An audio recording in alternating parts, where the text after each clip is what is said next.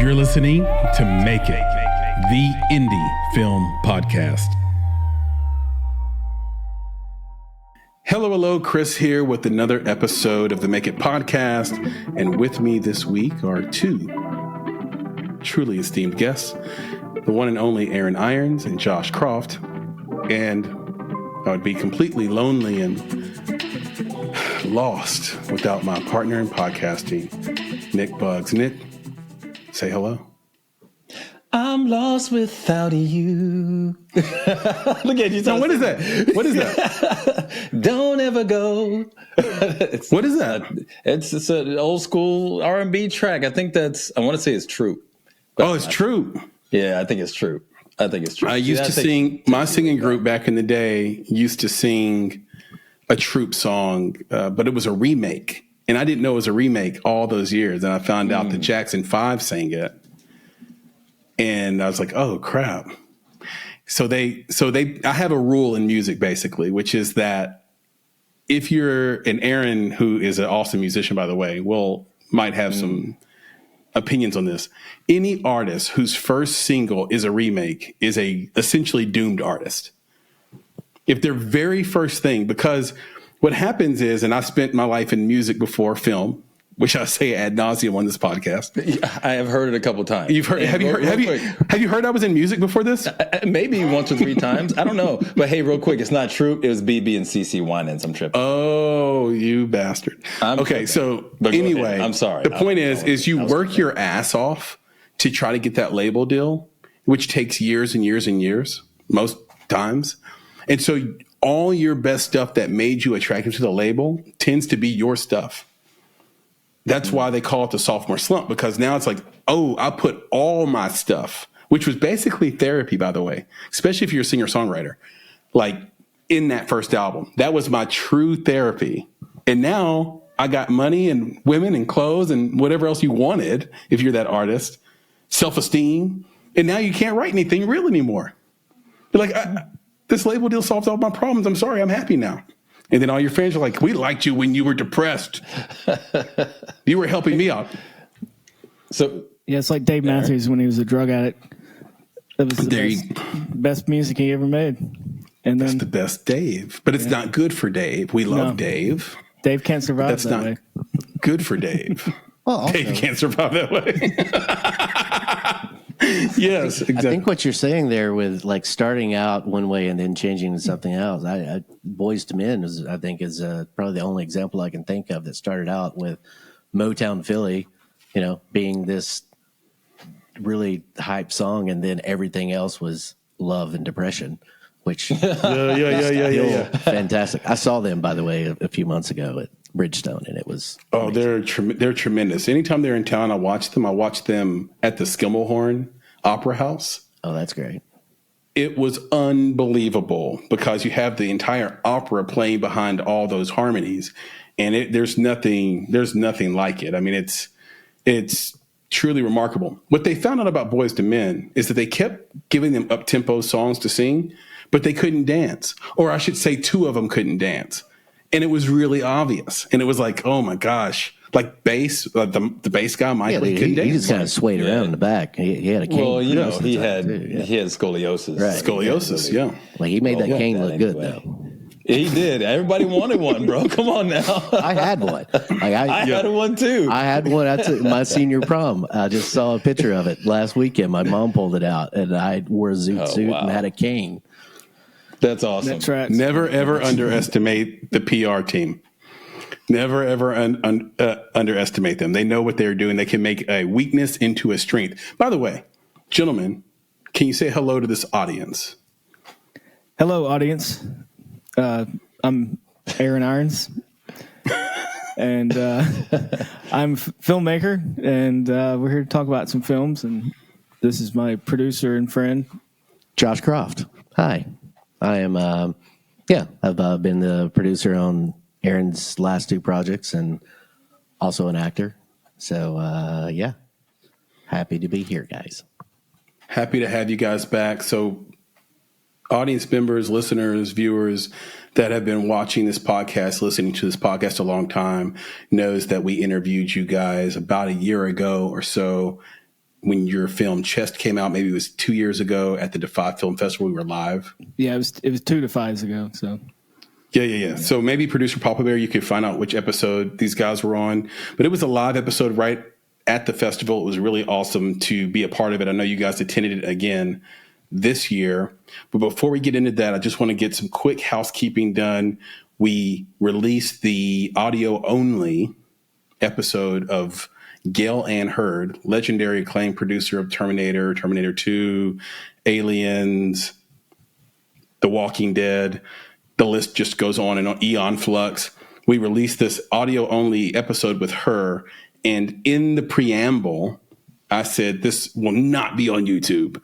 Well, let me just clear that up. What I meant was there will be no video on YouTube. Yep. It is on YouTube.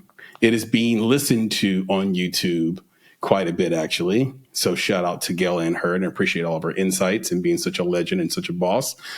But I misspoke there. It was a little bit misleading. There's a misunderstanding. So I just want to clear that up in the housekeeping. Now, back to the gentleman here in front of us. So Aaron, Josh, you're back at Defy, which is really, I could describe it, but I think it'd be great if you guys describe what Defy is and why it's such a meaningful festival for people who have out of mainstream horror or just different types of films, alternative films. Well, wait a second before you answer, man. You're talking about their movie Chest that was in Defy as well. Is that what you're talking about? I didn't realize that was a horror. I thought it was a porn. It's not the first time that mistake has been made. I'm describing that to people for a while. I was like, Chest, and they're like, oh. What is that? Exactly. maybe someday someone will make a I'm in. porn parody. Right. Would be a great spoof. What are they finding in the chest? Who knows? It would be an amazing spoof. It'd be amazing. Yeah. Okay. Yeah. So Chest and Jeffrey's Hell, which is kind of like a sequel to Chest. It's Chest adjacent, but it is a sequel. Talk about a little bit about Defy and what keeps you guys coming back, what makes it special, and then talk to us about Chest and Jeffrey's Hell so that we can make a connection between those two films and what they're all about. So, I mean, I'll kind of talk about Defy and let Aaron talk about the movies a little bit, because Defy is something we both have been a part of since the beginning. This was their 9th year, right? I think this is so. their 9th year. Yeah. And so next year will be a big anniversary for them. They've always had it at Studio 615. That's, they say East Nashville, but it's, off Barkley there. And those guys are great hosts. It's unlike anything else in town. The movies are weird, really, really weird in a good way. I mean, every year you think, all right, it can't get crazier, but it does. But Dicey and Billy Sneeze, Dicey Wildman is, the curators of this festival. They've been running it for a long time. They're now a nonprofit. They're 501c3. Oh, cool. Which allows them to, continue to do it. And, they do it over 2 days. They do it starting, and it's always, so my birthday is August 18th, and it's always on the weekend of my birthday, which is a great birthday present. But they always do it like they start on Friday around 5 or 6 in the evening. They go until like 10 that night. And then the next day starts around noon. It goes until midnight. Then they have a big after party. So they usually have, I would say, 6 or 7 features, and then a whole lot of short films and grouped into blocks. And they're all very interesting. And Defy is, the reason why they wanted to start this was kind of a festival. And you probably just need to get those guys on to talk about it. They could talk much better than I could. But we've had Dicey on. We've had her and Sarah Saturday on. Yeah. So, we haven't had Billy on. I got to have Billy on. Billy's would be an interesting. Shout out to Billy Sinise. A lot of reason. He's made some great movies that I was actually an extra in a couple of them. So, but anyway, the Defy Festival is just it's a great crowd, and the networking in this festival can't be underrated. Like it's like almost every Nashville filmmaker, actor, all the crews, like everybody comes out because whether there's a film that they're attached to or not. They just love coming to see all their friends because it's rare that you can get people together if everybody's schedule's free. So it's always a good hang. And we met you guys there. So yeah, definitely. And, I got to say too, Chris, I went back and listened to the podcast we did at Defy a couple months ago. And I don't think I told you this there, but, me and Aaron both were extremely nervous. Not for the podcast, but, Chess was premiering there. Chess was actually the first Nashville-made or Tennessee-made feature that had ever played at Defy. And we were also the first. I did not know that. Yeah, and we were also the first feature that sold out before the screening. So they had to add chairs, and it helps when you have everybody that was in the movie was there and part of it. Then everybody's friends, and it's a great community. But me and Aaron had wanted to get into Defy starting making the movie. That was our big goal. That was one of the goals. Did anything else? We just want to be at Defy so we can just hang out and be like, hey, I've got a movie here, and wear that little filmmaker badge so people take you more seriously. But yeah, I think we both were very nervous, just from a personal level about all of this, because this is something that me and him had really never done before. Never been a part of before. But I got to say that having your podcast beforehand made all of that go away. So it was, nice. Am I right? It definitely helped our nerves and anxiety about everything. And it was a good distraction in a way of thinking that, hey, on the other side of this wall, there's 150 people that are waiting to see us walk out of this room. I don't know if I want to do that. And, right. it was a lot on Aaron, because Aaron had done everything. We talked about that before, how much he did on his own. The limited number of people that were involved, Aaron took on a lot of responsibilities. So it was a ton of hats. I remember that. Yeah. My point in that is, the timing of doing your podcast in that environment could not have been a better benefit to us. So thank you for doing that. And, when we walked out of that room, I remember looking at Aaron. I was like, all right, game face, because we turned that corner down the hallway and there everybody was. And it was just like, here we go, and off to the races. So it helped calm the nerves and, to talk about other things and joke around, talk about personal stuff and kind of just get all that cleansed out. So, didn't know if you intended that to happen, but that's what happened. I really do appreciate that. Honestly, just being so cool with Dicey and Sarah Saturday, it was one of these things where she just opens the door for us to come in and says, hey, we'll take all the support and help we can get.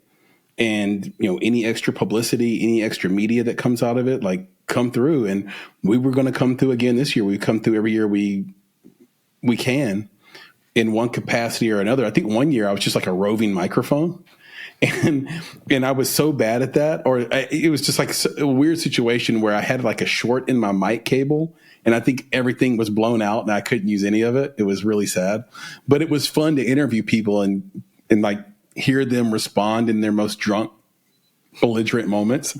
So it is a fun festival for that reason. And the only reason we couldn't come this year is because I was out of town. So I wasn't actually in town to see it. So that's why I really wanted to know how it was this year. Was it a blast this year? How was the turnout? What were some of the films that really stood out to you guys? This year was it. I think the attendance was probably more than most that I've seen. Especially the first day was just slammed. And cool. Usually, the first day is kind of decent, but this year was pretty big. This year they only had maybe 3 features, I think, total. Yeah, I think there were 4. Yeah, I think two a day, which was probably a good change, just because features are, people are more likely to watch 2 features instead of if there's 4 a day, somebody's not gonna have as big an attendance there. So I think strategically they made some choices that made it really enjoyable and gave a lot more time to mingle. So you're not just coming out of something and immediately having to go back in. And this year I didn't get to see a whole lot of, I missed some of the features. I had family in town. I had to leave after after our premiere. But the horror block this year was probably one of the best I've seen. Like, it was just, people were just literally just screaming. Yeah, it was wild. It was packed. Like, that I've never seen that room that packed. My favorite of all time still, Aaron, to this day is the foot fetish short. Okay, so what's that one called? It's called Fetish. It's called Fetish. That's right. Yeah. That movie is insane. David, what's it? David Lee Heiss. I'm butchering his last name. Yeah, something like that. Yeah, his name's David. So he had a film in the horror block again this year. Okay. But it was divided into segments called Cooks. That was the name of his shorts. Okay. And within the block of horror shorts, like, it started off with, I think there was like 4 different segments of his shorts. So it was breaking up the horror shorts by his own shorts that could be put together. And I guess it doesn't matter. Like, I'm not trying to ruin it or anything, but I guess you had to be there at the end. But Aaron was saying, yeah, people were screaming. There was some girl in the back that was screaming from the very beginning, like anytime anything happened. So the very last short was his finale, David's finale of the Cooks shorts. And it was all revolving around people making like online videos of doing like cooking tutorials. And, you know, you see like the YouTube videos, people setting it up and like, I'm going to make some gravy today. And, you know, whatever it is. So it was different ones of that. But David he played this like maniac clown looking guy that would just break into people's houses and murder them while they're making these videos. So it was capturing clown. It was capturing this video like a YouTube video, like this is actually happening while these people are live doing it. Well, the very last video was him doing the same thing. And then I don't think they've ever done this before at Defy, where they have like a live interaction. But the very end of that, they broke the fourth wall. They broke the fourth wall. The lights flashed. There was this loud bang. And David, who is dressed in his clown murder character, comes running out with like knives and shit, and just is like running around and runs straight back to the back where that girl was screaming so loud. And I thought they were going to have to take this girl out by ambulance. And it was wild. Like, everybody loved it because, you know, with Fetish, that's how they ended the festival that year. And they did the same thing this year with this. So, you know, they love that dude. And I'm glad he keeps making stuff and coming back. He's super talented. So, you know, one of the reasons why there isn't a lot of features, and Nick, I know you got some things you want to ask here. Yeah. This isn't a question, but just a statement to say that, like, one of the reasons why there's not a lot of features at Defy from a producer and executive producer standpoint is because the movies are so alt that you can't, in great confidence, put a lot of money and faith behind them to make such a long film. And so as features start to roll out there and get bigger and better, and more talented people like David start to do things like this, you're actually seeing money sort of turn and pivot towards films that aren't Emily in Paris style movies, right? Like something that pushes the audience a little bit harder and become less risky just simply because we've grown so tired of the vanilla. Yeah. Yeah, we were actually just talking about a movie like that right before we started. We were standing outside, and I just watched. I flipped on Tubi today, and I just saw the original Terrifier short, which I didn't even know existed. Aaron is a gigantic Terrifier fan, and he was like, "What are you talking about?" So I'm like, "You got to go watch this." So I guess the story was so it's on Tubi, and Damien Leone, is that how you say his name? The director of Terrifier. Leone or Leone, I'm not sure. Yeah, so he made this original short, Terrifier, with Art the Clown and that whole thing, and couldn't get, didn't really have a venue for it, so he just put it on YouTube, and it got all these views, and somebody recognized it, and that's how they got to make All Hallows Eve, like the first movie of the Terrifier series. And then once they agreed to do that, he had to pull that short off of YouTube. So now it's on Tubi, and it's a 20-minute short that plays back to back. One is the first one's just the short, and the second one is the short with the director commentary. So you get to hear this guy talk about, making this short and how all of this, and this was like, I guess they recorded this commentary before it really blew up. So it was just really interesting to see how those short films, because I'm kind of, on the fence about how I feel about people putting a lot of money into short films, but I get it if it works. Yeah, yep.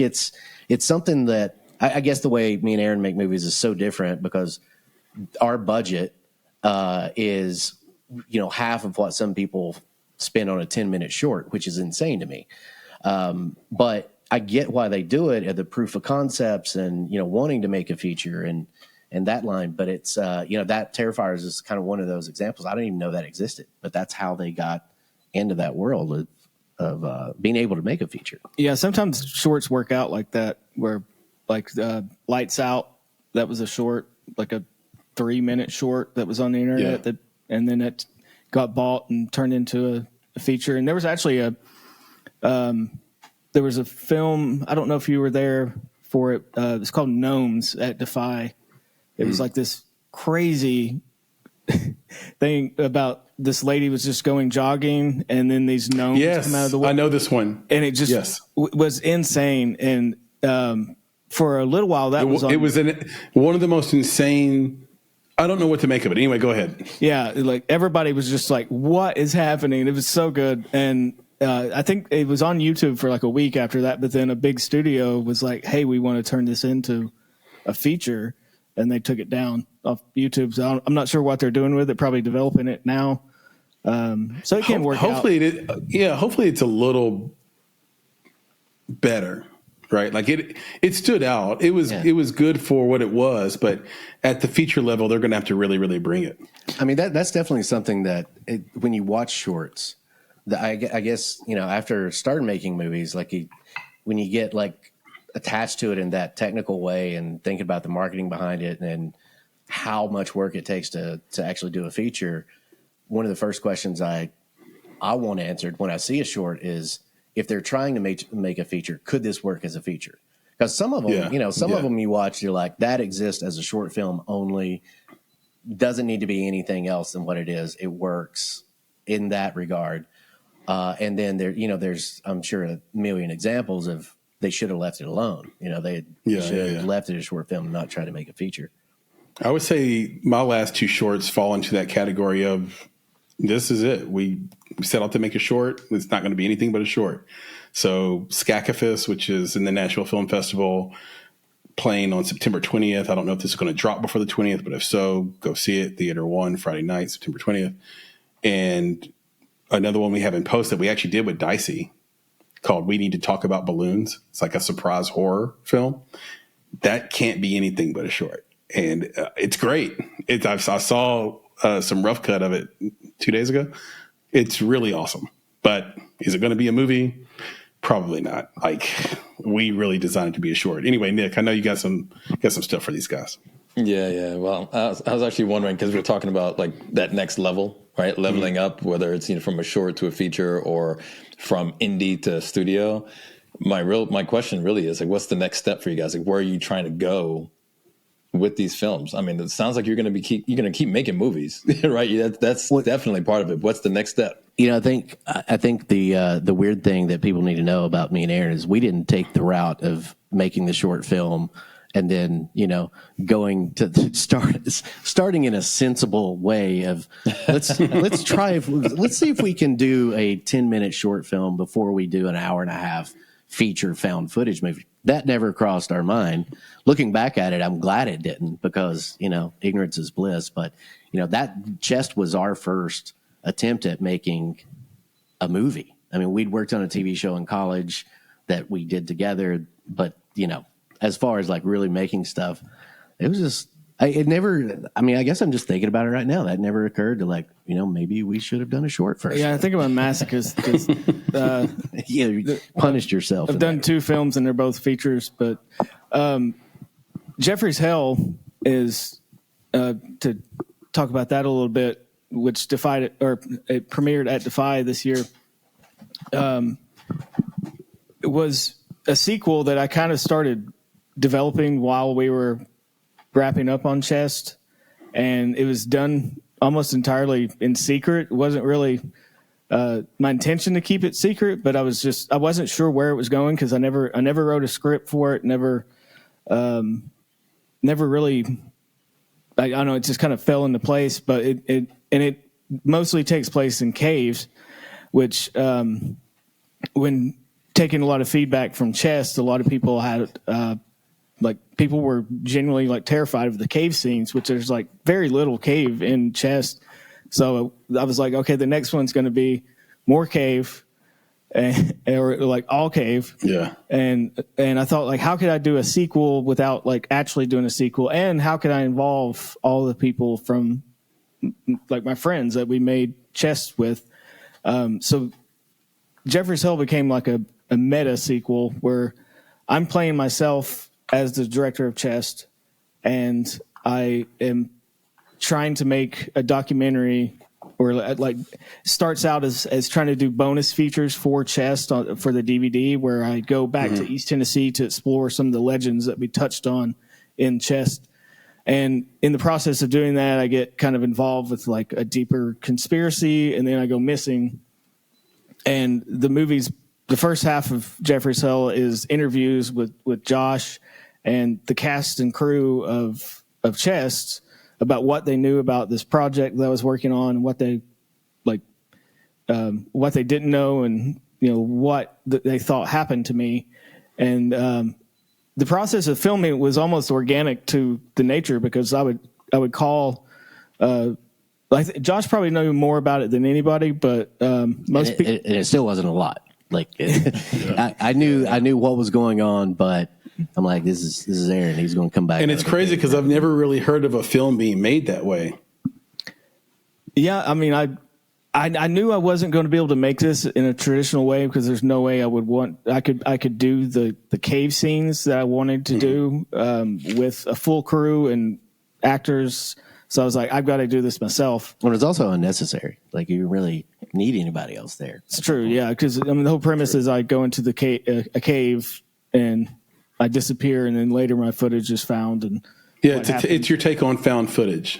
Yeah. I mean, it's a found footage sequel of a found footage movie, but it's also kind of a mockumentary. Yeah, the mockumentary label is kind of love-hate thing, because it just sounds dumb. Mockumentary, like I think of Christopher Guest and that whole thing, which is wonderful. So, but then you see a lot of these other ones, like Horror in the High Desert is kind of filmed similar ways, where it's a mockumentary, and it's that I guess technically that's right, but it's a little bit more than that. Yeah. Yeah, we all watched it and enjoyed it. The conceit of the film, I think, is what keeps you watching. It was a really cool idea for a sequel. Anyway, Nick, go ahead. Yeah, no, I'm just wondering now, because I think that they're going to re-release Blair Witch. They're re-releasing a bunch of stuff right now, but Blair Witch is going to come out again.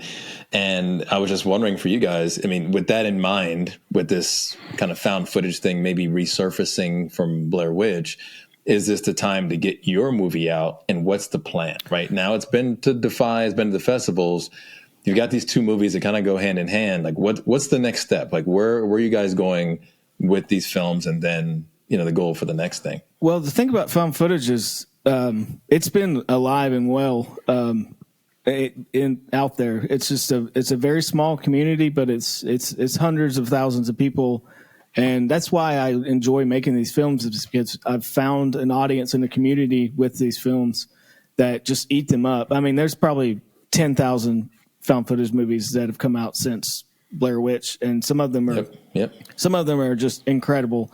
And Blair Witch coming back out is great, but it found footage hasn't gone anywhere. Like, especially if you go on Tubi, they're all on there. I think it just signals to the broader community, right? That because that's just one of those iconic ones, and I think it also is kind of a reminder, like, these films are awesome. I mean, we have a lot of people, independent filmmakers and other folks who watch Tubi, but then you have a lot of the mainstream folks. So I think that sometimes when a movie like that comes out in the mainstream, then it kind of whets the appetite for people who might be out of that niche community. They come join the community for a little while longer. It might go down, right? And then kind of come back up. But I guess the point is, like, this might be a really good opportunity to piggyback on that, or even be part of the wave to release your films, in some other way. And that's why I was just kind of wondering, like, what's the next step for getting your stuff out there, or are you already doing it in a meaningful way? Yeah, you're finding your audience already. Yeah, I mean, so Chess is streaming right now on Tubi. And we keep saying Tubi. It's on like shout out to Tubi, 20 different streaming services. But we mentioned Tubi because the revenue that we've gotten back, Tubi has made up 98, 99% of that. So Tubi, like as far as independent filmmakers and getting your stuff on streaming services, we went through Film Hub, which is, kind of the distribution piece of how that got there. And then Tubi was one of the first to pick it up, like December 22. Yeah, 22. Yeah. November or December 22. And it's still on there. And we've gotten, with the streaming service, you don't know how many views you got. But the revenue that's come in off of that, they've made up 99% of it. So, Tubi's seems to pay out, at least outside looking in of, going through Film Hub, because it is ad based, because you can't buy out of it currently. So, it seems to be more profitable for independent filmmakers to get that on there. And like Aaron said, there's stuff on Tubi that you won't find anywhere else. That's for sure. Yeah. I mean, there's wild stuff on it. There's old stuff that you can't find anywhere else. And, I wasn't a big fan starting the beginning. I was like, I don't want to watch commercials. I've got all these other streaming services. And I'm like, I don't care. I kind of miss it in a way, It's like, it's 30 seconds long and gives you a little break. And plus you can find I'm with you 100%. And here's why I'm with you when it comes to those commercials. Because those commercials pay independent filmmakers. Exactly right. I mean, that's why Tubi pays about double what some of these international conglomerates pay, like Amazon. Oh, more than double. I'd say hundreds. Right. I was going to say that it's more than double. Well, we'll put it in perspective. We and this is not a slight to them. This is just how it works. So Cineverse, which owns Screenbox, is probably the second highest contributor to our revenue from Chest. And we got on Screenbox, I think August of last year. And for an entire month, we're in the top 10 movies on Screenbox. So we were up there with Terrifier 2, I think, had come out. And so I think we made it up as high as 3, but we stayed within that top 10 for an entire month. So I was telling Aaron, I was like, hey, man, I'm excited. I think we're going to get a check. We're going to get that check after this. And Aaron's like, don't get your hopes up. And I'm like, you're just being a pessimist. Let's look at it. He goes, no. He said, dude, I don't think it's going. And he was right. Like, it did not turn into a check. It turned into tiny checks. But, it's weird how that works. And I think over the next few years, we'll probably see more transparency with that, whether it has to be intervention from other agencies doing that. I mean, with the strike and everything that had come out, I think it opens up a door for a lot of people to start questioning things. The only service that it's on that I know we can count views is it's on YouTube for the Stash channel, their Stash Chills and Thrills or something like that. Yeah, I checked it the other day and it was 76,000 views, and that's up from 13,000 views the last time I checked it back in January. So, Nick, what you were saying about. Or I don't know which one of you guys said about the Blair Witch Project coming out and giving a new life. Hopefully for us that does that. But what I've learned, I wasn't a found footage huge super fan before we got into chess. I love Blair Witch Project just like everybody else. I was buying into it. I graduated high school in '99, so this was coming out. I was a senior in high school. Everybody was there. Kids throwing up in the aisles because they don't like the shaky cam. It obviously inspired Aaron in a lot of ways with chess. And I think that did create this new movement of how you can make movies a different way. With Paranormal Activity, when it came out, it surpassed Blair Witch Project for the budget compared to profit of all time. They made the movie for like $15,000 and made millions and millions of dollars. So I think people saw that. Of millions. Yes, people saw that and got excited. It's like 8 sequels. What I've learned is, this community, this found footage community is loyal, and they are defensive, and they will tell you in a heartbeat because Aaron gets a lot of shit about putting a score to the stuff. They're putting music to the. They can be relentless. And it was just like, this is not you don't put a score to this. But there's a big community out there of found footage fans that love these things. They love to hate them too, but at least they're watching them. Yeah, and I think they're watching them. That's the key. They're watching them. Exactly. It's like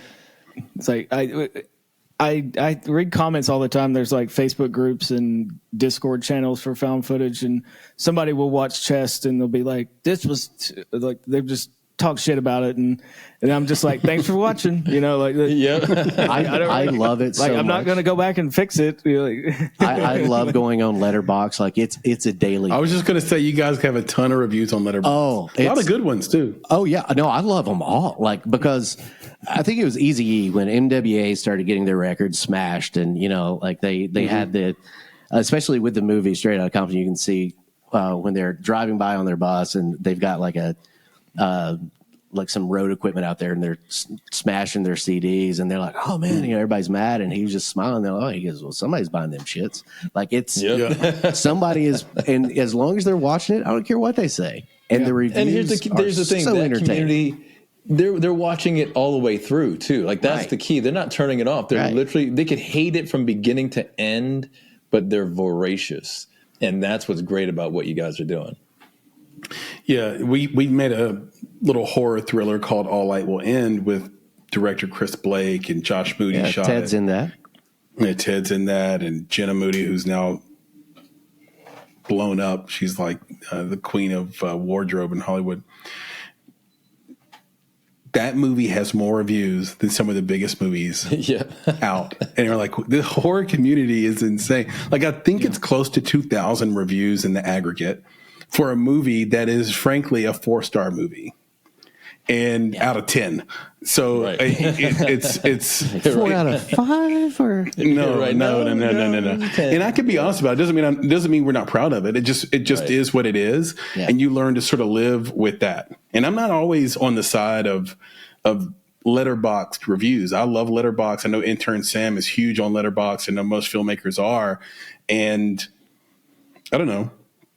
To me, some of these reviews, especially from the quote unquote Letterboxd pros, it's the mental gymnastics they have to play to pull out some of the so-called plot points that they're reviewing on blow me away. Just this unbelievable game of mental twister they play to review some of there's a really terrible review of one of our movies, Another Version of You, that we did with Maki Dap.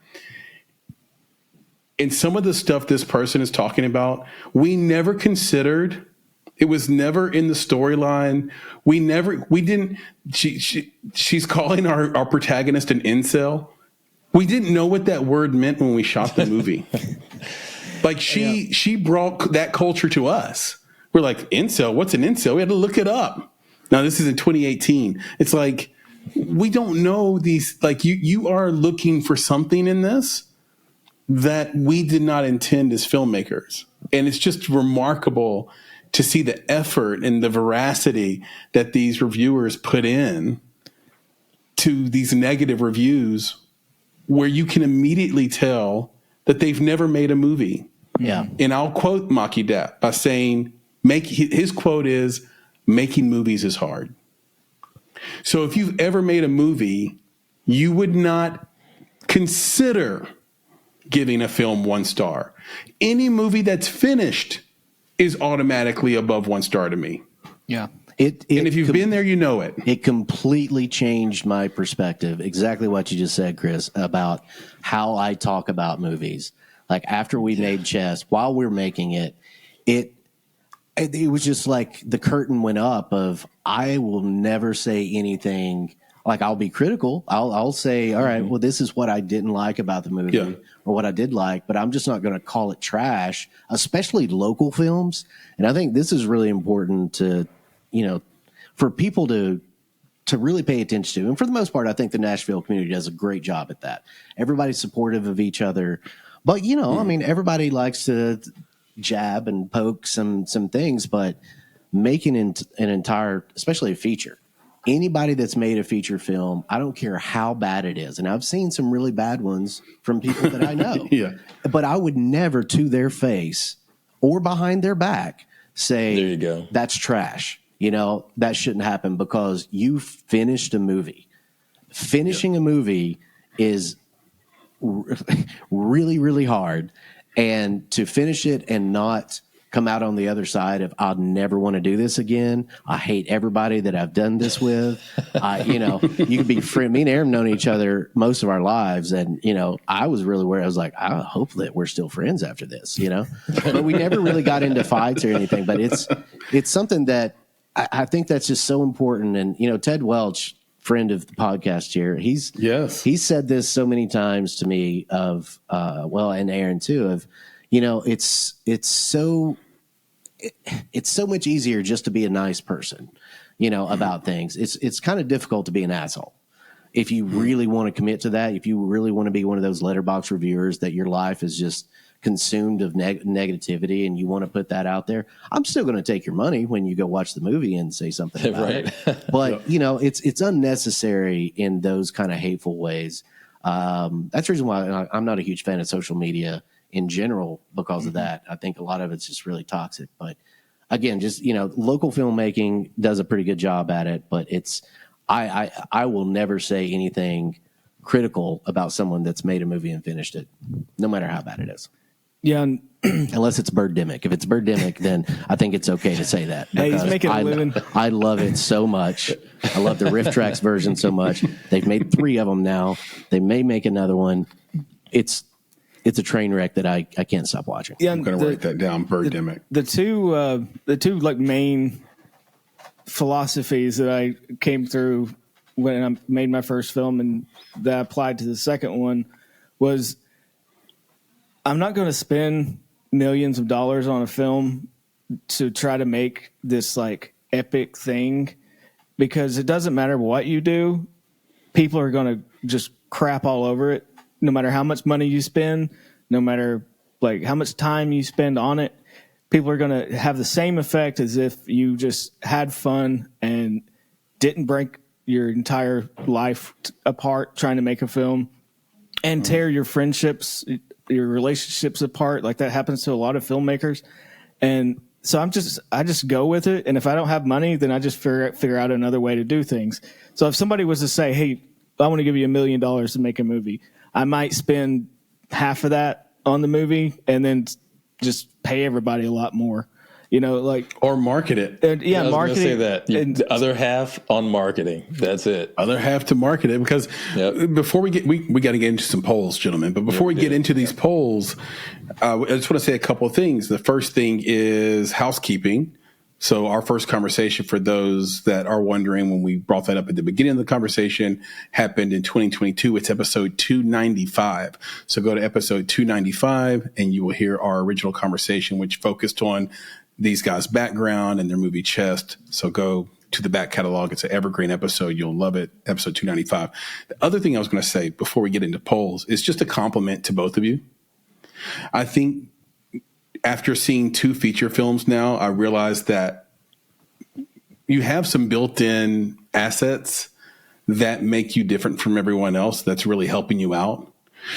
I don't know if you want to mention the rough budget of Jeffrey's Hell. I know it. I don't want to say it. I'd rather you guys say it. I think it's a compliment and a testament to your resourcefulness. You guys have access to land. You guys have access to caves. Well, when doing the research for this, I found out there's a bunch of people who are scared of caves. They're as scared of caves as they are of monsters, because they think that monsters live in caves. So no, Chris, you don't understand. The cave is the monster. Yes. Yeah, the cave is the monster. And this was kind of news to me as a Boy Scout, you know. Thank you. That's like right there. I'm used to caves, but a lot of people find caves scary. So you have access to these things, which makes producing so much easier. And it allows you to have a framework to say, okay, we can, if we don't have anything else, we could shoot a movie if it lives outside or it has access to caves or sort of old abandoned homes, or maybe you can get an Airbnb in that area and film in there, or whatever you might do. But your ability to write around those confines is a huge asset. I think the other thing too is your ingenuity and your resourcefulness. The way your DPs shoot on land and outside is really remarkable. And the way you're able to find ways to overcome things that most people try to fix with dollars. So kudos. Yeah, and that's what I like about low budget filmmaking, is because you have to think out of the box. You can't just throw money at something and make it go away. And that's one of the biggest pieces of advice I tell people is like, don't write your movie first without analyzing your resources. Because, if your first movie, you don't want to have big car chase scenes and explosions and stuff like that, unless you happen to have an uncle that owns a pyrotechnic business or something, then that's a resource, right? Now you have that as an asset. So if all you have is a house, then make that movie in your house. And it's the whole Robert Rodriguez thing, right, Aaron, where it's like, before I do anything, let me write down and collect. And this is something I'm actually trying to be a lot better at, which is aggregating my resources, aggregating my advantages, instead of reacting and then saying, okay, what's my advantage? Okay, call this person, grab this thing. Oh, I know this guy, or I know this girl. Oh, I have this thing. Oh, this person owes me a favor. Instead, in the very beginning, aggregate all your resources. And then you kind of realize, man, okay, we got a lot we can play with here. And then when you go to the rest of the team, it's like, well, don't hide your resources from me. Throw them into the pot. What do you have? And then you have something. Yeah, I like that. It's the Godfather approach, man. I was just thinking about you sitting back in your chair and like, who owes me a favor? Nick, so many people owe me a favor. Right. I'm just going to tell you. It is something that I think we got. And I mean that in the nicest way, but it's just, right. I do a lot of free stuff. I think we got really lucky with chess in a lot of ways. And with Jeffrey's Hell, it's kind of a different beast, but the same thing applies of, Aaron writing this, like he's writing it within mind, like where he's going to film this. It wasn't. Yeah. And kind of the newer stuff that he's been working on, I'm starting to write a little bit with him. We were talking about this earlier before we started, kind of some ideas. And I think this is why me and Aaron are very different in a lot of ways, but our approach to filmmaking is very similar of, we self-funded chess, first of all. I mean, that was just me and him spending our money, our personal money on that. Great thing, best thing we ever did, because we owe nobody anything. We did call in those favors. We did all that. But kind of once you do that once and it works and you kind of get away with it, you start thinking about, all right, well, now I'm writing this thing. And if you're writing what you're doing, you can always change it. If you're writing something, you're like, well, I have this scene that I'm writing that is supposed to take place in a gigantic field that has a silo in it. And, if you're thinking about where you're going to film that, if you have something in mind, it makes it a lot easier rather than writing it and then going to try to find it. So, writing around, especially these kind of Appalachian horror movies, writing around where you're going to film it, what you're able to get, what favors you may call in, there were several things that we probably could have done, but we just couldn't get access to.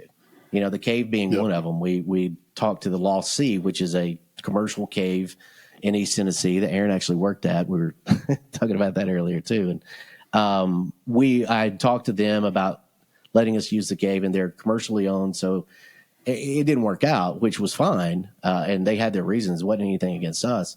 They just don't let anybody do that there.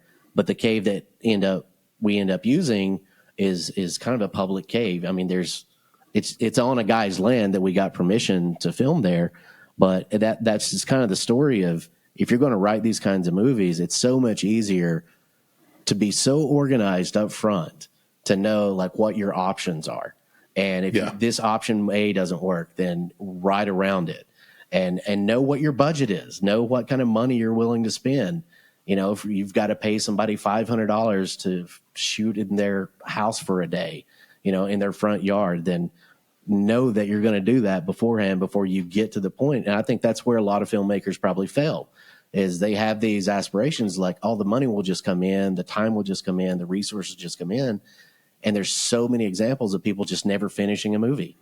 And that's got to be so frustrating. So, going through that process, I think, and heartbreaking. Helps. It's very heartbreaking. And my heart breaks for them because maybe they just didn't know, or maybe they were just too aspirational and think, oh, well, somebody will come through. Well, nobody's ever going to come through on the money side if you really need it. It's just not going to happen.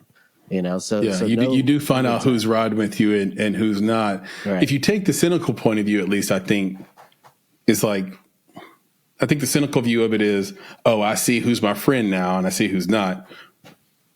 I think of it more pragmatically. It's not necessarily optimistic, but it's pragmatic, which is like, no, the level of your support is a reflection of the level of your competence. So the thing that they won't say out loud is that they don't think you're good enough to warrant their money being spent on it. And when people start running towards you with money and activity and interest, you've struck lightning. Like, are you struck lightning in a bottle? Like you've done something that people are really interested in, and that's your signal. That's not noise. That's signal. It's like, okay, we need to go with this. People like this idea. This is getting funding. Let's go. Let's do this thing. Yeah. So that's the pragmatic view. Or it's coming back to the well too many times, right? Yeah. You can ask up front and you've asked, and then you've busted your budget. You ask again. You busted your budget. You asked again. Yeah. It's not happening, right? People get tired of that. And to your point, though, they lose confidence in your ability to produce. And at some point that well does definitely dry up. Yeah. The only time that happens is in studio films where you basically blow your budget. The money's lost, right? Like sunken loss fallacy is like a type of bias. And the filmmaker says, and the producer say, well, we need another $1 million to finish it and make it work. You have to give the $1 million.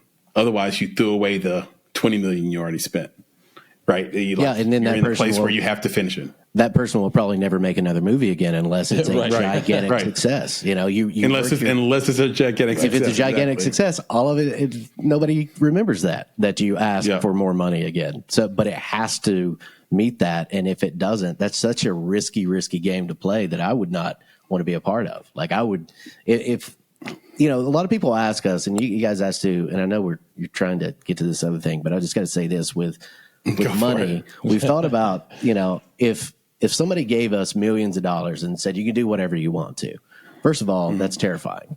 Because if somebody's trying to give you that much money, you're going to have to sell your soul for something. There's just no way around that. Nobody is that. They're going to want it back. They're going to take they're going to want your soul something. And your money. Yep. So all EPs want their money back. Yeah. Of course. But me and Aaron's also talked about making people investing in movies, not knowing what they're investing in is probably one of the dumbest things you can invest in. Because if you don't know anything about filmmaking, if you think you're doing it as an investment, like playing the stock market, you're wrong. It's not going to work. If you think you're going to get your money back almost immediately, even if it is a success, you're wrong. There's so many better things you can put your money in unless you really want to be a filmmaker. You really want to be a part of it. Whether you know anything about it or not, if you try to understand it and understand that putting that money in, it's probably going to be gone. And if you ever get anything back, you may break even at some point, but it's very rare where everything aligns and you're a multi-millionaire off of your first project. But it happens, and with us, like if somebody come in and said, here's, I don't know, let's just say $10 million. What do you want to do? Like Aaron said, it would be kind of difficult to say, all right, well, now you got to write a movie that's a $10 million budget. But we don't have that experience, and like we can think about what movies we've seen that we would want to do in that area. But it's almost like I would rather have a smaller budget and have 100% of the control, have nobody telling you what to do.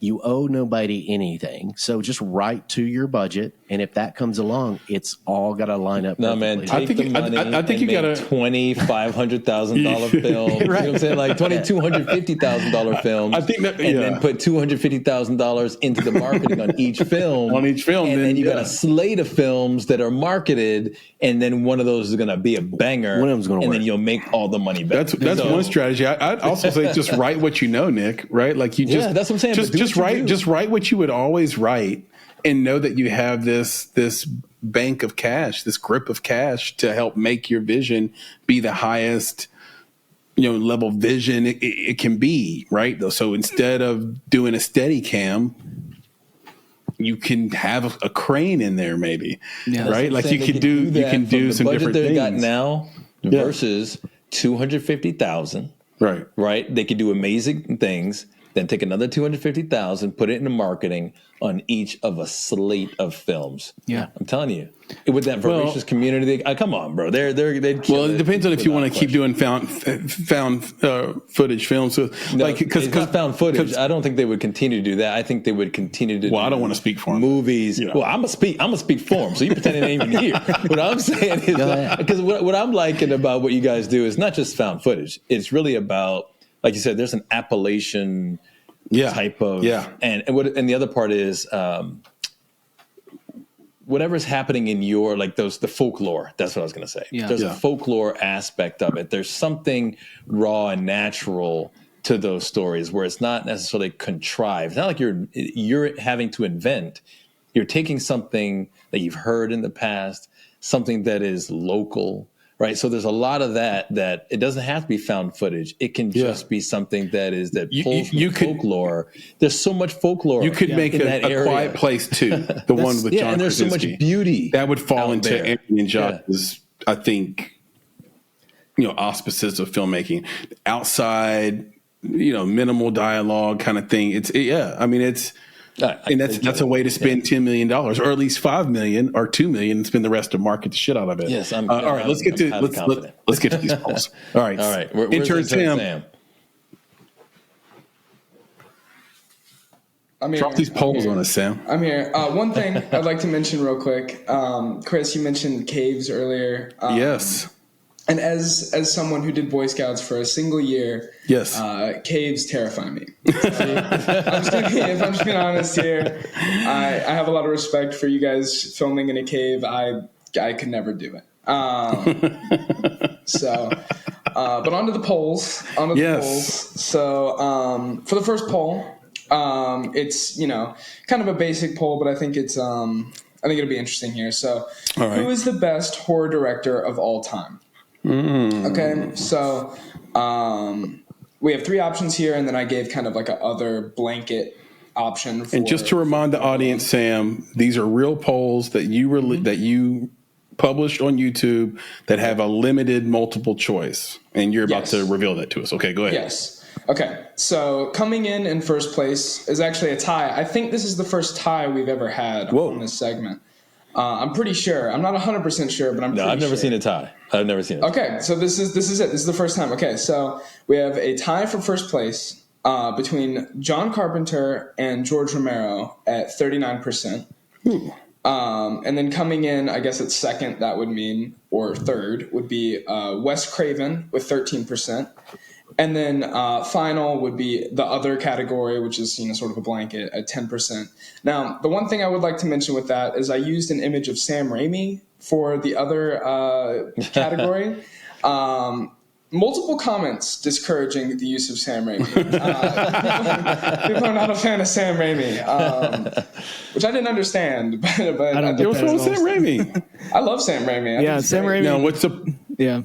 Go ahead, Aaron. He's one of my favorites. Like, he would be probably second to John Carpenter, but I think Sam Raimi definitely deserves a spot in there for director. Yeah, I don't know.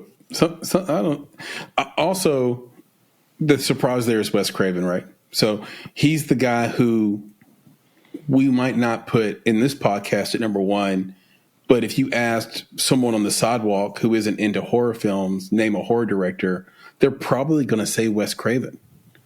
Yeah. Right. So it's a little bit. So are we saying, and are the people saying Wes is like, and no shade to Wes, if you're watching this, Wes, but it's like, are we saying he's overrated? Are the people in the poll saying he's overrated? What do we think about that? I think maybe I really like Wes Craven personally. So I love Scream. I think Nightmare on Elm Street's. Scream introduced like a new genre of horror film. So, I mean, how can you... And spoof films. So that's how you know you're on point. When people are spoofing your stuff, you did something right. What do you guys think, Josh, Aaron? Well, I think if the Wayans brothers redid Chest, it would make my. You're right. I mean, Scream did. It does open up this other genre of things. I think John Carpenter is definitely up there. I mean, I like all of those. I think there's. Well, Aaron's got his personal opinions about Sam Raimi because while you guys were talking, by the way, you can't see this. I'm looking around Aaron's room. There's so much Evil Dead stuff in here on the back of his Jeep. This is how I know because Aaron drives a red Jeep, the one that's in Chest and also in Jeffrey's Hell. That's his personal Jeep. And on the back of the Jeep, because you can see this in the movie, he has the spare tire cover is Ash from the Evil Dead with the chainsaw hand. Actually, Army of Darkness. Sorry. Army of Darkness. Yeah, I forgot he didn't get the chainsaw hand until then. But, yeah, he's a big fan to say the least. So as soon as you said Sam Raimi, I'm like, well, I'm going to put the mic down. John Carpenter's. I mean, The Thing is one of my favorite horror movies of all time. It's just unbelievable movie and. One that I think is, dang, I was just thinking of it, and now it slipped my mind. John Carpenter. We already talked about John Carpenter. Well, Aaron, figure it out. Maybe you were going to say this because I thought the huge omission in all this was Hitchcock. Alfred Hitchcock. Yeah. Alfred. Yeah, Definitely, Alfred yeah. Hitchcock. Well, that was that was on Sam. I mean, well, no, I know, but I'm saying he did give an other category where people would comment and do write-ins. Yep. Yeah. Did anybody mention Hitchcock in this, Sam? In the other category? As of earlier today, I did not see any. That doesn't That's mean crazy. that there aren't any. But yeah, I just noticed the big Sam Raimi hate mainly. I saw someone say Mike Flanagan. Threw his name in there. Well, yeah, I mean, that's not bad, but that's also pretty new. Yeah. Doing a little research. One thing I will say about Sam, right? John Carpenter also, the reason why I like John Carpenter so much is because he did his own scores, for the majority of, and my favorite John Carpenter movie is not Halloween. It's not The Thing. It's A Day Live with Roddy Piper.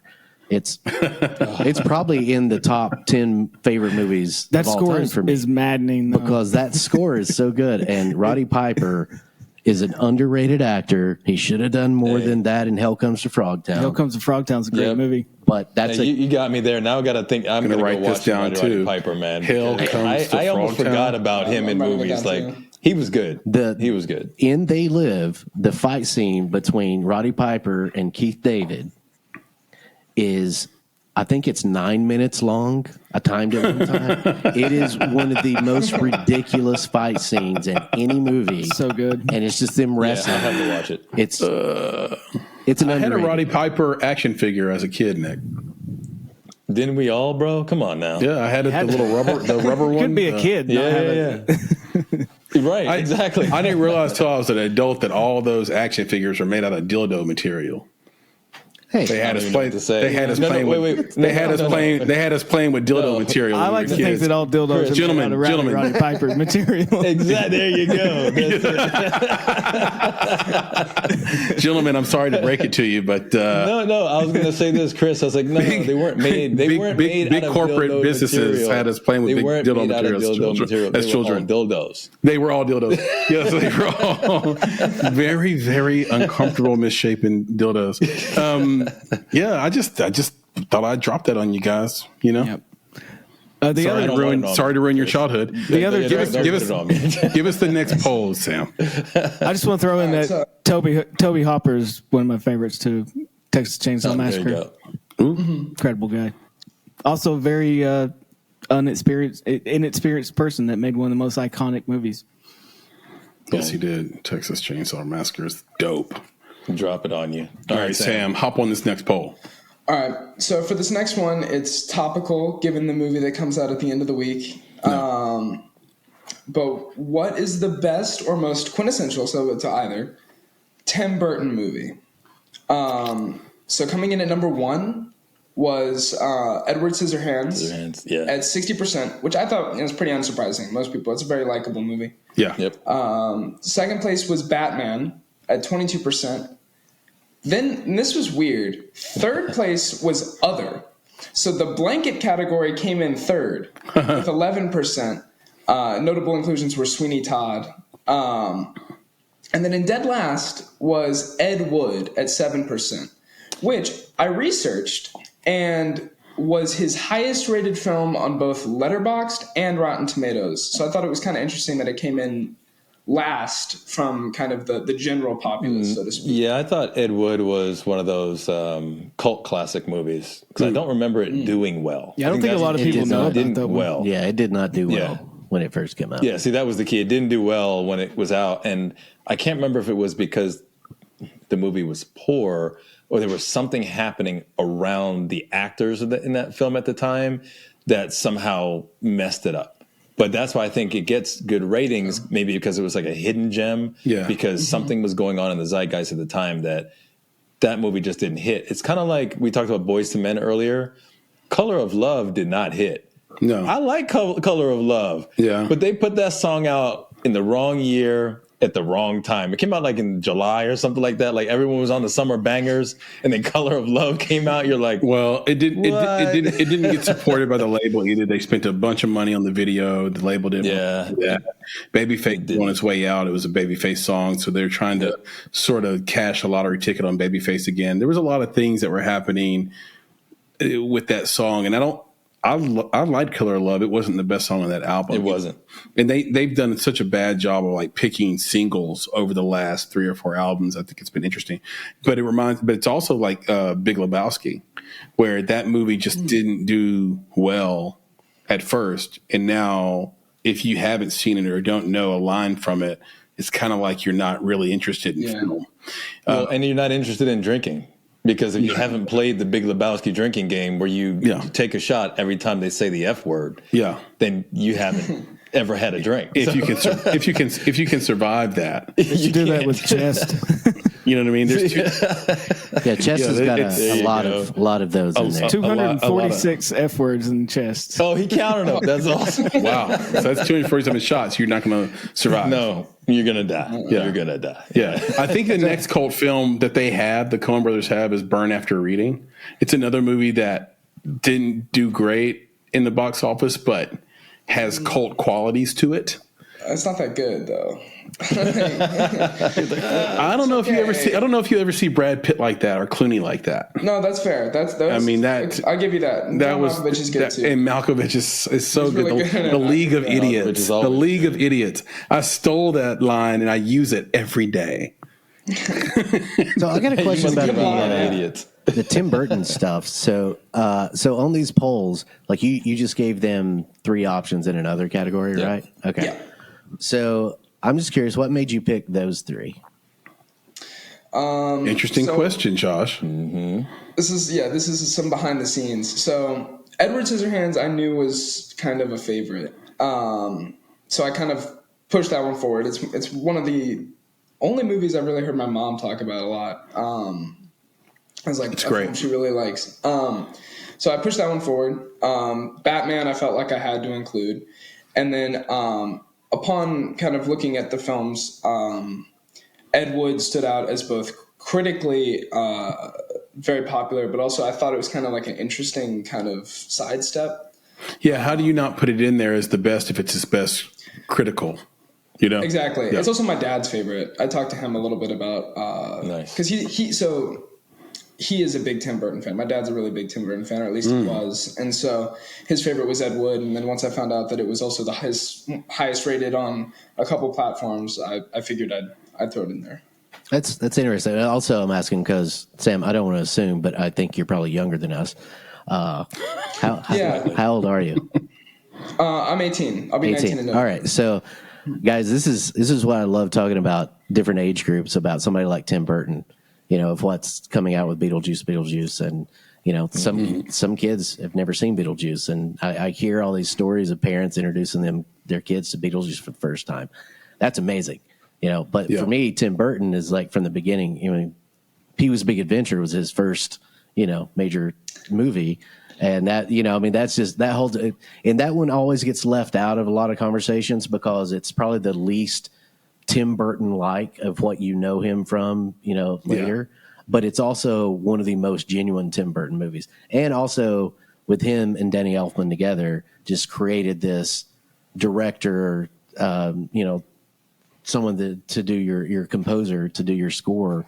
I think that's probably one of my favorite duos in that regard of all time, no matter what movie they do, but especially Pee-wee's Big Adventure and Batman. They're all good, but Batman especially was. I like Batman Returns.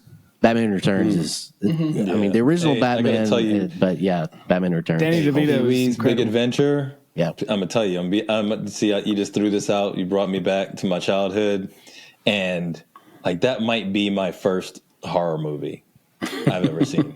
And that's the thing. There's a lot of the Tim Burton movies that people would not consider horror movies, but with Large Marge. The scene with Large Marge and Pee-wee's Big Adventure. That freaking gave me nightmares. They're all horror adjacent for sure. Like, they're like gateway horror movies. Yeah, he tries to sneak that in. It's like, hey, this is a kid's movie, but then we're going to traumatize you. But the first time that's why I don't watch horror movies like that, because that thing scared the crap out of me, man. It just comes out of nowhere, and the claymation behind it, it was wonderful. You got it. Yeah, it freaked the hell out of me.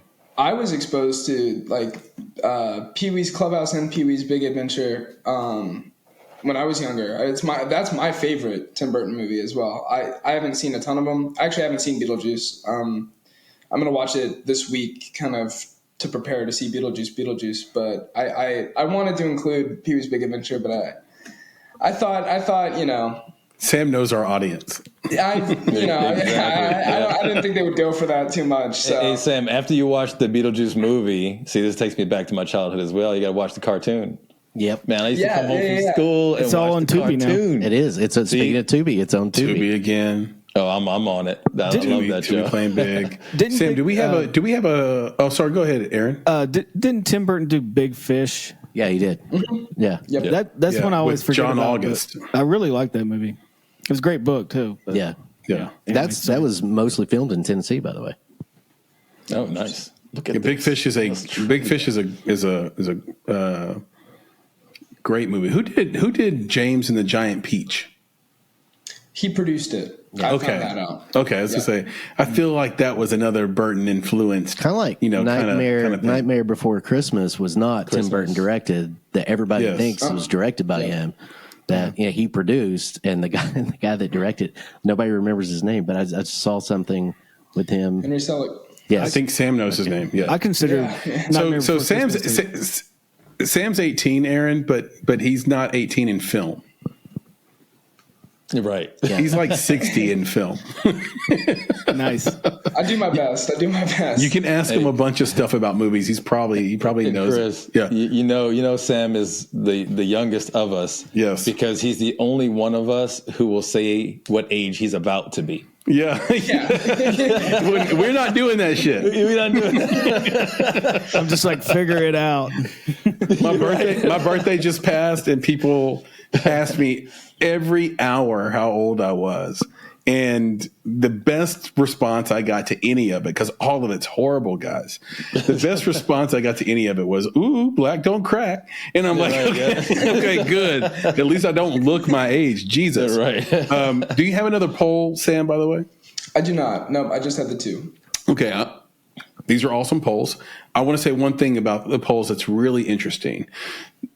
And this is not just our polls, but any poll. If you have options and then that other will tend to be last place for whatever reason. Even if it's a poll, like you have two candidates and then the other will be way down and the two main candidates will be way up on the polling. However, in Vegas, it's the exact opposite. If somebody says, will you bet on this or the field? You always pick the field. Because the options are too many. Like your chance of winning in the field is so much higher than winning on this one particular player or one particular thing. And in polls, we don't do that. Like if you think about how many horror directors there are, for example, how could it be possible that John Carpenter win that? Just by sheer numbers alone, but that's how we are with taste. But it's the nature of the poll, though, because people are normally confined and feel more comfortable being confined to the choices given. Yeah. So that's it. That's the except beauty in Vegas, of those polls. Exactly. Except in Vegas. Yep. Yeah, and Sam? I just wanted to. Yeah, and it was go ahead. obvious that I just wanted to tell the guys you're talking about the polls, and Yes. that's the way Chris is. He likes to talk about our polls. Mm-hmm. He anywhere he goes. I assess your polls. Polls. Polls, Aaron. It's just a fun word to say. The more you say it, the more it loses meaning. It's like polls. You're right. Say the word walk. I used to do that all the time with the walk. It's like walk. And now you sound like you're saying quack. Quack. All right, we're stupid. All right, it's time. Thank you, Sam. Sam, cheers another to you, man. We appreciate you. Great job on the polls. Papa Bear, can you bring us some things we should know, please? Well, I guess it's time for our older audience. Mm-hmm. Oh, look at that. Yeah. Hey. Yep. I thought you were looking good, say Papa Bear. It's our cowboy audience, but yeah, we'll take, older is fine. Well, Aaron and Josh do horror films. Papa Bear looks like Hemingway in the Cuba years. Yeah. Anyway, go ahead. Key West. The horror genre has really dedicated fans. They're probably the most dedicated, probably most knowledgeable about their genre than maybe any other genre. And so I was hard pressed, to find something that Josh and Aaron might not know, but I'm sure they will know this. And Okay. on this things we should know, I'm giving out some bonus things we should know along the way when we get there. And because horror fans are so knowledgeable, I'm sure they know that the father of horror is Edgar Allan Poe. Okay. And I'm sure they know that I Spit on Your Grave and the Texas Chainsaw Massacre, are the two films that have been banned the most in countries. Okay. And of course, we all know that Silence of the Lambs is the only horror film to win an Oscar for Best Picture. I don't know if we all know that. Really? She puts the lotion in the basket or she gets the hose again. He puts the lotion on its skin. Put the lotion in the gets basket. the hose again. So what I want to ask Josh and Aaron is, what was the first horror film Clarice. In color. Okay. Oof. In color. Wizard of Oz. Does that count? First horror film in color. How horrorful was that? Wow. The first tough. horror film in color. So it had to be in the 70s. Yeah, can you give a year or a decade? You have to give the year. You have to give the year. That's Right. the thing, Josh. Well, yeah. Is it a mainstream movie? You got to answer the question, man. He doesn't give clues. Papa Bear doesn't give clues. Oh, man. Phone a friend. I would call Aaron, so if he doesn't know it, I don't. Well, Right. your friend's right there next to you. I feel like I'm that'd going to be know hilarious. this immediately when I hear it because I remember this. Like, I remember an ad for it, and it's like, that voice of like, now in color or something. Like, Technicolor. yeah. God, I have no idea. I don't know. No guesses? Okay. How about you, Nick? Night of the Living Dead. That's black and white. They made it into color later. They added color to it, but it was black. There you and white. go. It was in color when they added it. So is that it? When He didn't say it was released Is this a in color technicality? first. I'm just saying. Right? You could be right. Yeah, I don't know. It's probably I'm an going old. with that one. It's probably Okay, I much got Nick older. down as Night of the Living Dead. Is that right, Nick? Yep. Okay, I'm going with Birds. The Birds. The Birds. Oh yeah. Yeah. That was black and white. No, You know- color. No, that's It in was? color. It's in You know when the birds came out, right? That was like in the late 60s, right? 63, I think. Early 60s. Or what was Or it? early 60s. Okay, early 60s. What was it? Like, he dropped a 63 on us, man. He wasn't like, mid 60s, late 60s. No. I don't know. That's what popped in my head. I'm probably completely wrong. Right. No, we should look that up. You're probably right. I'll be mad at that, though. All right, what is it, PB? What do you guys All right. got? They didn't have anything. Yep, go PB. So, They don't have any. Okay, all right. Yeah. All right. Rear all right. window. It was That's my guess. Rear window. Rear window? Okay, I'm writing that down. Aaron's rear window.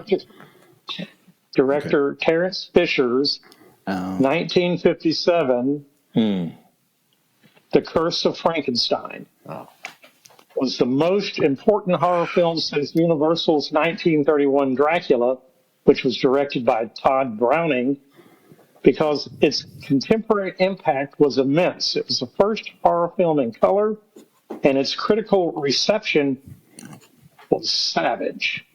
Wow. Wait a second. Was that, What does that mean? the second Frankenstein movie? That wasn't the first Frankenstein movie, right? Because the first one was in black and was white. in 1931. There you go. And by Todd, and it was just Frankenstein. But this was The Curse of Curse of Frankenstein. Frankenstein. Yeah. Well, yeah, I And got that. Terrence Fisher came out in the next year, 58, with the color version of Dracula. Ooh. So, Okay, but so you can what was the year on the was Curse of Frankenstein, Papa Bear? 1957. 1957. So the next year, 1958, he had Dracula. Dracula. And when was Bride of Frankenstein? I don't know. Yeah, look that one up. Yeah, we intern but you Sam can is there to imagine- look that up, maybe. How, folks watching horror films, and they were going to theaters, obviously, Yeah. to do that in black and white all those years. And then all of a sudden one comes out and you see the color of blood Yeah. and how impactful that was. You at the actually time. see the red for the first time, the sort of the texture of it for the first time. Yeah. Yeah. And the reaction was savage. Yeah. What does savage mean? Does it mean good or bad? Well, like, do people like That's the way it? that's the way the source worded it. Okay. They didn't elaborate, but that implied that a lot of people didn't like it. They were scared by it. I would and think didn't like it. In 1957, Savage had not yet become cool as it is today. Yeah, yeah. Right. You're not a savage. You're not a savage. It's not a cool. Yeah, it's a good point, Josh. It's not a cool term. Well, Papa Bear, you did it again. That is definitely a thing we should know. And I don't want Editor Kate to hate me, but I was going to guess Soylent Green. It crossed my mind for a second. It's people. There's so many Soylent Green movies is made of people. so many horror movies in the 50s and 60s that I just have not gotten to at this point. Like, there's tons of them, like, that Yeah. you just don't even think about until you're like, oh yeah, that's like pop culture. Once they escaped the B theaters, then it was on. Yeah, but when PB throws these out at you, what you have to remember is that, like, this now has to become canon for you, Yeah. right? If this is your genre, it's kind of like, well, you gotta watch the first color horror movie. Yeah, now you guys have a thing you should know that you can walk around with, like in film circles, and be like, well, it's not the first thing. The first thing was The Curse of Frankenstein or whatever. Like now you can be that guy. You have to start with actually. Yeah. Exactly. Actually, right? Actually, it wasn't Soylent Green. I was on a podcast. We're talking about the birds. You mentioned the birds. A little shout out to our local favorite theater here, Full Moon Cineplex in Hermitage, Tennessee. Ben and Stacy Dixon that own the place. They're actually showing the birds this Saturday, I think. Heck yeah! Wow. Nice. So yeah, I mean, those guys are great. I love that place. Never been there, you definitely got to go. It's for horror movie fans especially. Just walk in the building, no matter what they're showing. Just go in there. You will not be disappointed. Yeah, shout out to them. They actually support independent filmmakers. They don't just say they do. And the other thing is, when you go in there, it's full of frights and insane collectibles that I don't know if they have value outside of that space, but inside of that space, they're incredibly valuable, and they kind of set the mood for what you're about to watch. Whatever, like you said, whatever they're screening. I mean, every corner is filled with a goblin or a ghoul or a fright of some sort. So Yeah, it's a really cool place. Yeah, it's basically a museum. Yeah, for sure. And I've been there 100 times, and I see something different every time I go. Every time. And you go, I asked Ben one time, I said, "Did you change this stuff out?" He goes, "I'll never tell." I'm like, well, I see something different all the time. And he's like, you're just scratching the surface. He's like, we get a whole theater full of other stuff that's not out here yet. So, okay. Nice. Very good. Papa Bear, we appreciate you. That was definitely a thing we should know. And yet another thing, as Nick put, that we can sort of file away in our knowledge canon, if you will. So, right. And I really appreciate, PB, your background, because every time you lean forward, you got a little jump scare there because your face disappeared and then the one behind you just came through. So yes, for those just listening to this podcast, can you describe your background, Papa Bear, to the people? Oh, well, it's little strips from film promos. Freddy Krueger looks like, and Jack Nicholson. The Shining, yeah. The Shining. Who's the doll behind me? Annabelle. I don't know that. Annabelle. Yeah. And the other two? I'm not sure. I think the guy on the end is Night of the Living Dead. Is that the guy from? Yeah. Oh, no, wait. Oh, no. That's It's not the guy from Get Out, is it? No. Well, I can't see it. Well, on the far left. Yeah. that's going to be real good. Well, we're both. It's really tiny. Like, what? We're like, what is that? Yeah. Anyway, Papa Bear, great background, perfectly themed, and yeah, that is definitely a thing we should know. And that leaves you, Nick, Hold on. to lay out. Wait, PB. Wait. Oh, crap. Yep, PB. Your Bride of Frankenstein. What is it, PB? The Bride of Frankenstein was 1935, the first one.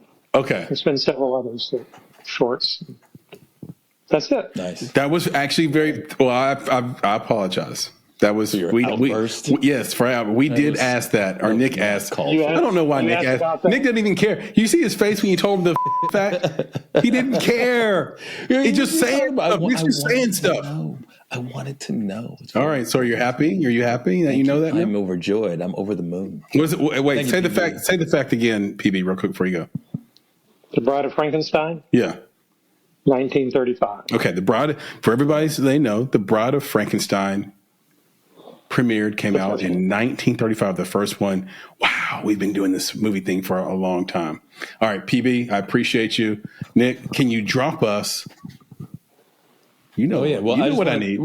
I know what you need, but I was just wondering if Josh and Aaron, Aaron, right, Aaron, and you got who's over here, right? You got Chris Barkley. Mm-hmm.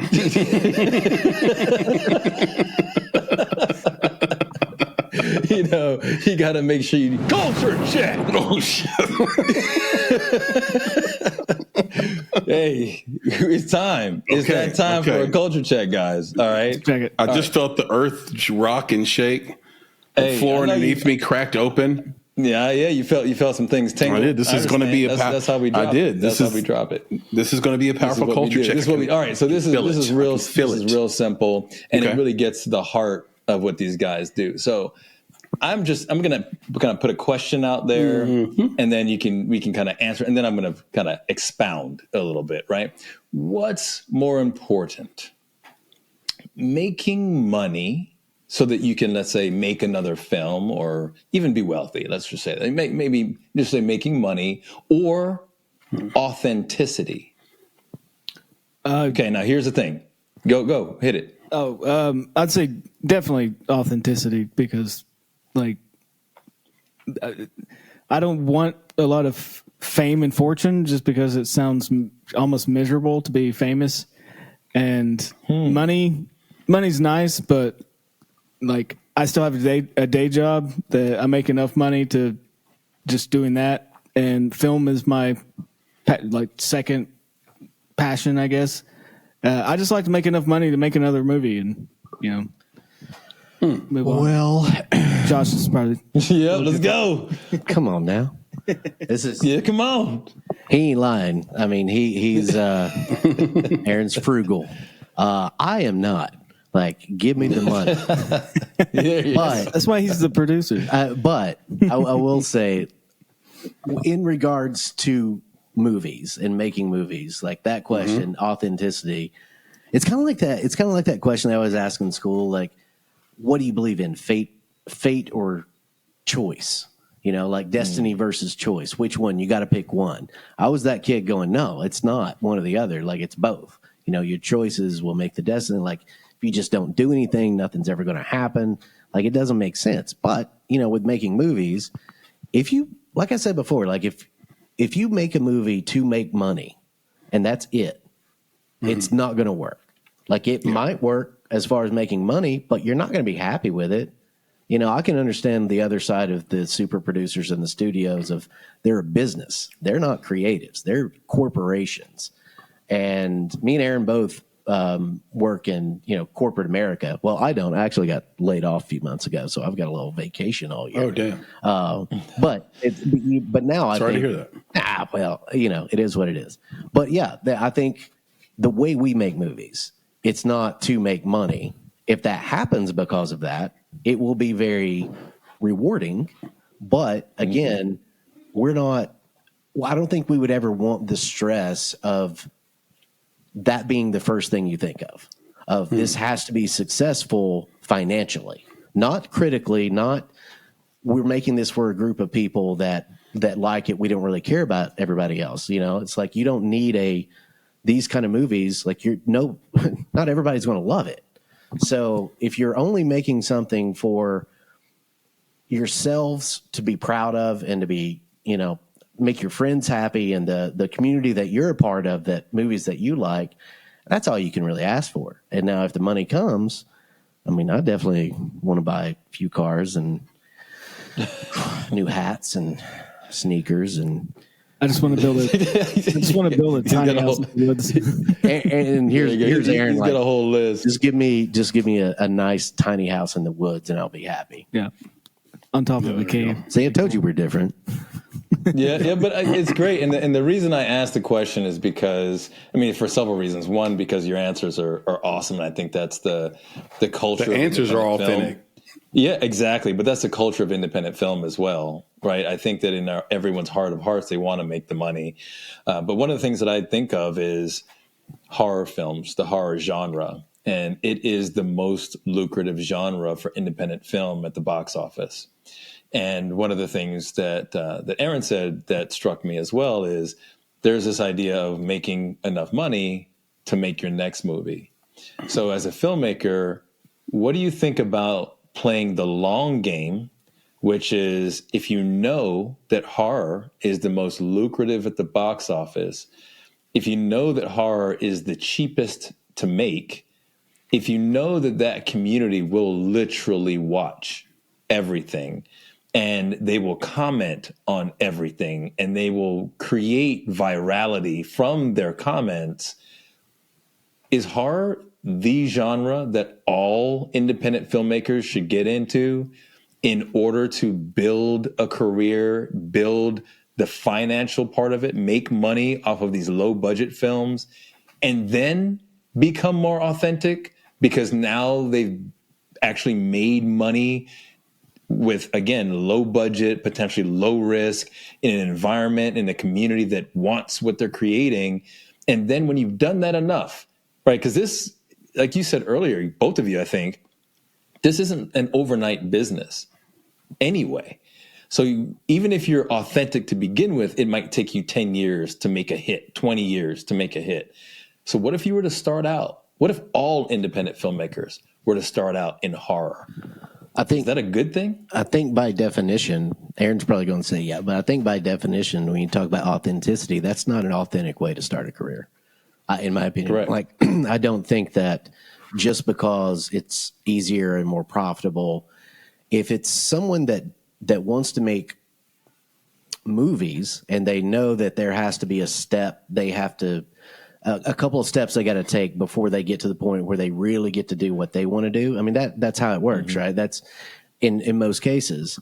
Acting too, you know, just with acting, and this is something like I mean, as far as like what I wanted to do my whole life, it's always been acting. It's acting before producing. Producing just kind of happened, right? But I always wanted to be an actor, but I've never pursued it as a full-time career. Like I've never looked at it as I'm going to move to LA and go do all that. And you hear all these stories of like actors saying, well, I had to do all these commercial auditions. You know, I took every single job that I could because that's money. That's how they have to pay for stuff. I know actors now that take jobs just to pay rent. And it's not about it's a good project or it's creative or they even want to do it. It's their job. And I never wanted to look at it that way. And I think with filmmaking, it's even more important because it's so much more intense than just acting because you're dealing. I mean, as an actor, you can go into a movie, work for a day, and that's it. You never have to worry about it. That director's living with that thing for a couple of years at least. So for someone to try to start to make movies in a way to be profitable, I think you're setting yourself up for failure because you're not going to make a very authentic movie. You know, if you have a really good team behind you, if you got a good writer, and it depends on what you want to do. If you would just want to be a director and someone hands you a script, and if you're a good director, you can go direct that movie. But if you're trying to make something that you hate, and you hear these horror stories all the time, people doing that, or you're just doing it like, what was that saying in the studio days? Like one for you, one for me, or two for you, one for me kind of thing. I just would never think that would work out. Maybe if someone's 18, 21, getting out of film school, but for us in our 40s now, and it's kind of stepping into this water, no. Yeah, I agree. I think me personally, I will always make horror films. Might do a horror comedy or something, but it's always going to be a branch of horror because that's what I know and that's what I love. And I really want to make just Appalachian horror films because that's also what I really know. So I think when you're a filmmaker starting out, you want to make what you know because it's going to be more authentic. It's just going to make for a better film. And eventually, branch out because you might learn a lot of things along the way, and you might discover that you like making comedies, or you might like making dramas along the way, or you slowly mold into that. But I think the authenticity is important. And a good example of that from the flip flop of horror is Jordan Peele, who made some of the funniest, just the funniest guy, and then he started making horror movies, and people are like, "What?" And he's made some of the greatest horror films of the last 10, 15 years, I guess. Like he just, because he knew comedy, and he knew that horror was a path from comedy. Like he said once, like making people laugh is just a visceral reaction as it is making people scream. You're eliciting an uncontrollable thing from people, and he knew both of those very well, and he was able to do it. But if he just started out like making dramas or something like that, or romantic comedies, it wouldn't have been authentic. It probably would have been really weird, but it still would have been good. The Jordan Peele thing is a really interesting point too, because I remember when Get Out was being released and being marketed, they were almost apologizing for the fact that he was the director-writer. And it just goes to show that executives really are paranoid and they have no idea what's going on the ground in the real world. Because if they did, they would know that the number one intrigue to go watch the movie was the fact that Jordan Peele was the writer-director. So all the filmmaking folks and the film lovers and the cinephiles and the horror lovers on the ground were like, this is different. Okay, I'm here for it. Let's go see if it's good. The studio executives thought, oh, this is going to run people away. They're going to shy away from this film because of that. And so they were completely out of touch. And that's why they got blindsided by its success. But yet they had no idea. You see what happened after that. Those same people were like, we helped do that. We want to be in your next one. Here's all this money. I'm so happy that we were here to help you. I think so. Right. One of the things that really drives me crazy is hearing these stories. And I love watching like movies that portray studio executives as crazy people, because most of them are. I think there's a big link of, I worked in the corporate world for 18 years, and we'll probably go back to that very soon. But there's some similarities there, especially now you're seeing with streaming services, that people got to understand streaming services are IT corporations. Like, you know, when you talk about Netflix was never, they didn't start to make their own movies. They were just like, they thought there was a gap in the market of people getting movies through the mail. That worked. And then there's streaming. But that's always, they approach this as a corporation, as an IT company. Studios have always looked at, you know, it's money. You know, you rarely see an executive that gets put into power to make art. Otherwise, they wouldn't be an executive. You know, sometimes there's that crossover where you see that, but I think more and more, my prediction in the coming future is, I think people really want less of that. They want to call people out for making those kind of comments and decisions of not marketing a movie the way that the director, the writer, the people that made the movie want it to be marketed, because they know what they want people to see. You know, they know what the audience, because they're an audience member. You know, they know that. Studio executives are so out of touch when it comes to knowing, you know, the pulse of the thing. They look at it, especially a first-time filmmaker. Jordan Peele's that perfect example of, they didn't know how to market it. And they didn't want to go like, hey, here's Peele from Key and Peele has made this movie. I don't know if it'll work. If it doesn't, we kind of told you so, but hey, it works, so we're going to take all the credit.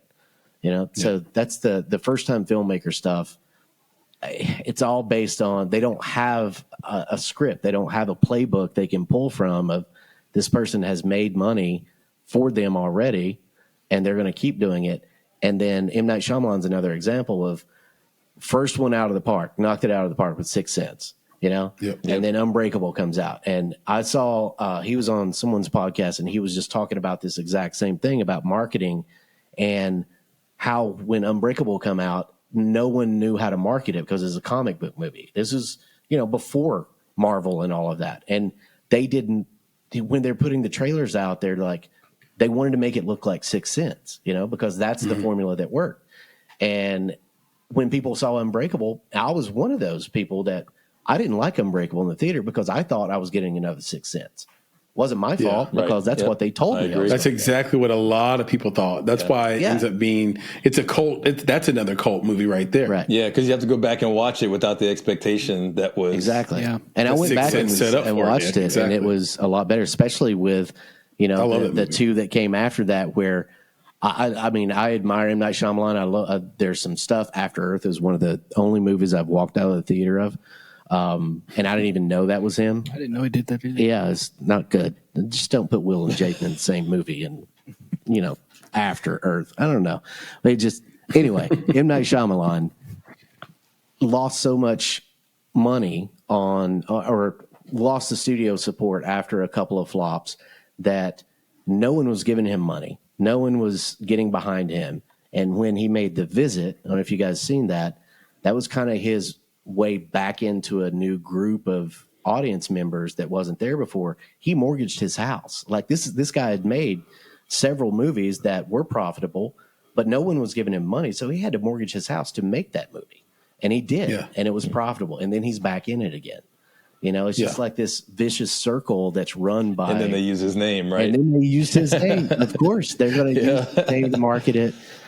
So, you know, there's a catch-22 there. You need them in some instances for what we've done and what we probably will continue to do. I don't see that as a necessity, but personally, me from a producer standpoint and being involved with the corporate world for so long, that's something I would like to take on a challenge of, and to be part of the studio system in a way that if I felt like I could change things, you know, change that perspective. Don't know if that'll ever happen, but if I ever get the opportunity, I'd happily take it. There's two firms that do it really well. A24, they really know how to market. Neon knows how to market really, really well and do it from an artistic standpoint. Their executives are, you know, they take care of the funds, obviously, but they also, in the budgets, but they also have, you know, this creative tick that allows them to understand what really works. And then the company and Maximum, Blumhouse. Blumhouse would be one, maybe the OG of this, and then Maximum Effort. So shout out to Maximum Effort.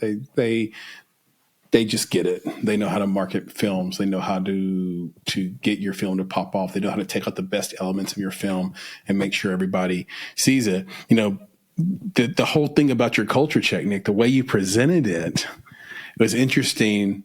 But before we wrap it up, it's like you came at it with like, well, would you rather be authentic and not make as much money, or be inauthentic in a way and then make a lot of money? And the way I thought about it, and after this conversation now, and the way I'm looking at it is, you could have an answer that fits this conversation, but the answer would change when you try to do it in real life, to Josh's point. And here's what I mean. And I think maybe it was Aaron's point, actually, and then Josh expounded upon it. But when you go to make a movie just for the money, it won't work because you don't know anything.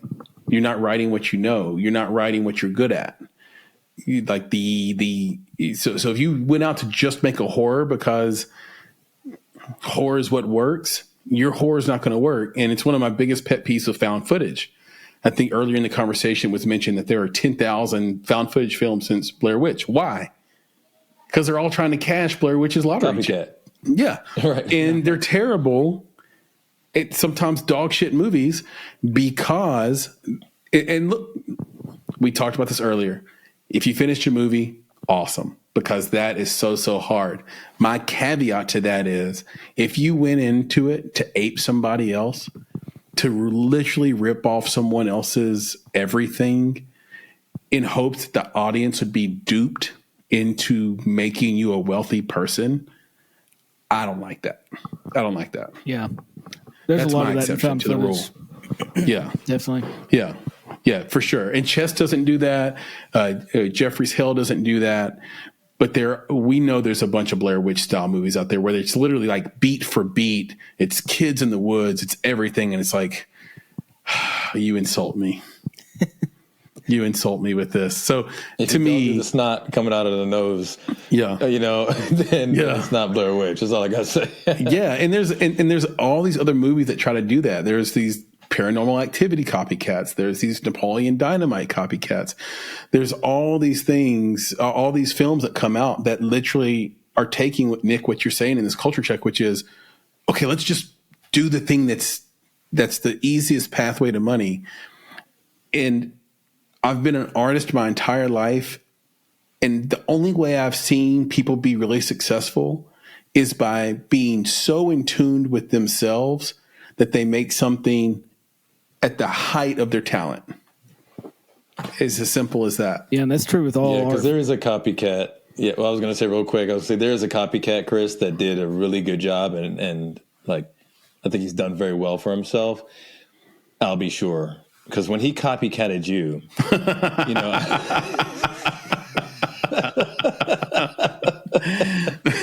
he was on point. He did a good job. That's all I got to say, So, shout out to I'll be sure. Shout out to I'll be sure. Yeah. Taught Devontae Swing how to produce music. These are deep cuts. There you go. Deep cuts. Yeah, they are deep. Natalie. I used to jam to that track, and I go back and listen to it now. I'm like, man, that song is kind of empty. Like, where's all the? It's one of those songs that doesn't really hold up over time for some reason. But when it came out, it was like, oh, Natalie, oh shit. And there was like, there were girls moaning for the first time. There's all that stuff. Yeah, Ron, we got to jump back in. You were about to say something. Yeah, go ahead. Yeah. Wait, what was I saying? Found footage. No idea. Yeah. I don't remember. It wasn't important. We were talking about copycats. And I stepped on. Oh, I was saying that like not just film, it's all forms of art. Like you have to be authentic. And there's probably examples of people that are not authentic with their art, but you don't know their names because they don't make it. And I think now, audiences have become a lot more intelligent than they used to be just because of access of things. Yeah. So just think about, if Elvis Presley came out today, and there wasn't anything like him before, so they thought. But he came out today, it would be very apparent, like, yeah, he's getting his musical style from other people, you know, has been influenced by other people heavily. Now you do something like you make a movie, you write a song, you do something that if you're ripping someone off, you're going to get called out almost immediately. That's the one thing I'll say is positive about, you know, social media and things is people can no longer think they can get away with that, you know, of appropriating or stealing from another artist just for their own financial gain because they have a better end than that person. You know, there's especially with movies, you know, there's diehard fans, especially in the horror genre, that will, if you're trying to just cash in on something, it's not going to work. You know, it's just not. It may on the surface think like, hey, have you seen this movie? And you're like, yeah, that's just a ripoff of this movie. It happens all the time. People are like, oh, okay, well, now I don't like it. Yeah, it happened earlier this year with the film that used like just a little piece of AI in it, and all the horror fans were like, they felt betrayed. They're like, dude, we're not going to support this movie. We're not going to watch Late Night with the Devil. Late Night with the Devil, yeah. I didn't agree with that backlash, but I didn't either. But just this is how sensitive people are to Josh's point. Yeah. Like, that's the bad. Go watch that movie, folks. Everybody's so sensitive. Yeah, that movie is great. Great movie. Yeah, just go watch it. Like, it has a little piece where this is the world we're in. It's not going anywhere. Like this is ridiculous. But in terms of people ripping people off, I mean, you can't even steal a lyric. I mean, I thought we talked about this in the last podcast, Nick. I thought what lost Drake that beef with Kendrick was that he used Tupac's did an AI Tupac. And people were just like kind of, it was like distaste. It was like, we don't like that. Also, can't get away with it anymore. Also, because Kendrick Lamar did one song that was better than his entire album, and I have to say this only because I said that last week. I said that one song was it. Yeah. My girlfriend is so obsessed with that Kendrick Lamar song. Like it's been I've got a video of her rapping the entire thing.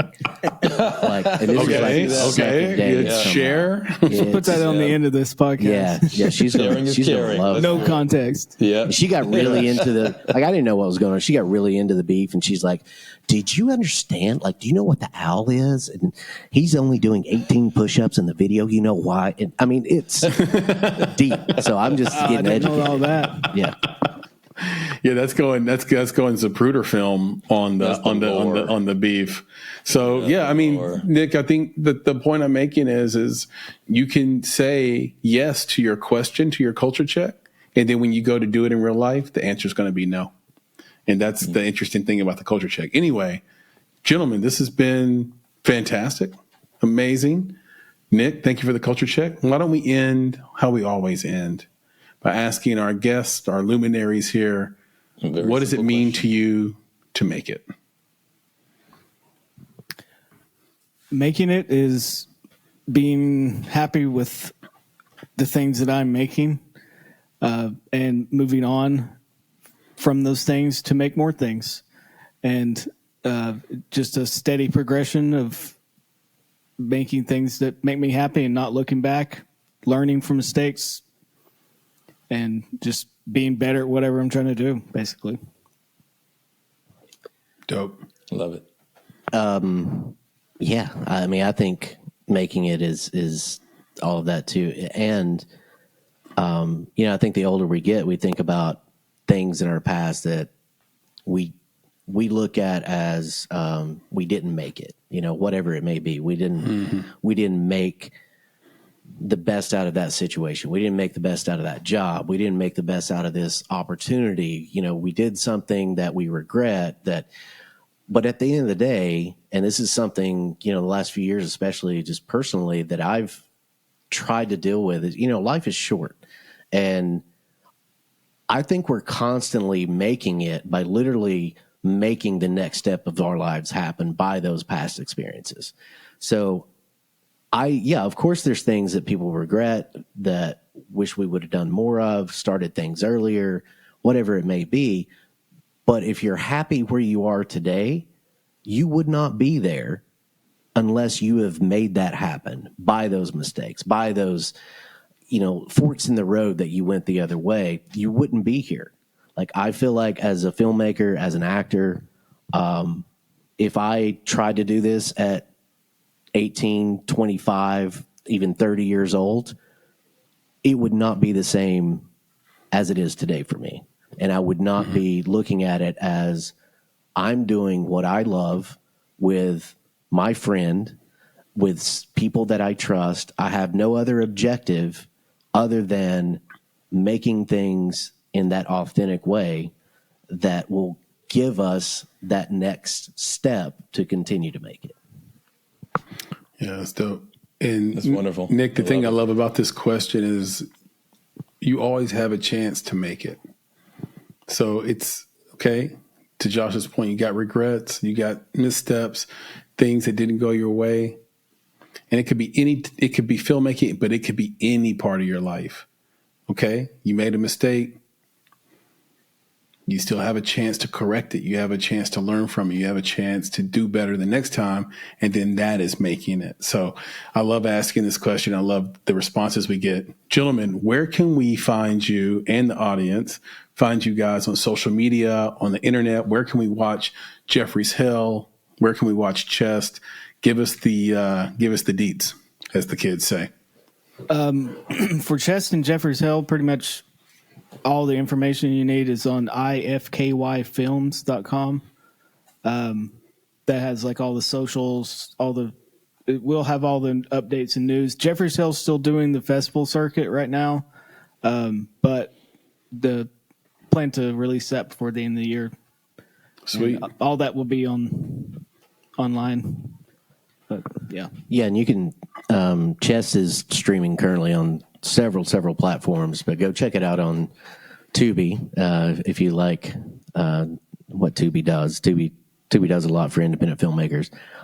It's also, you can find it there on YouTube. There's Stash, Chills and Thrills, and several other outlets there. Also, I'm kind of tied to a project that I'm an executive producer on, and I actually have a small role in. It's this movie called Hey, I Made This For You. It's written by Ted Welch, who also stars in it. If you're a Nashville actor, you know who Ted is.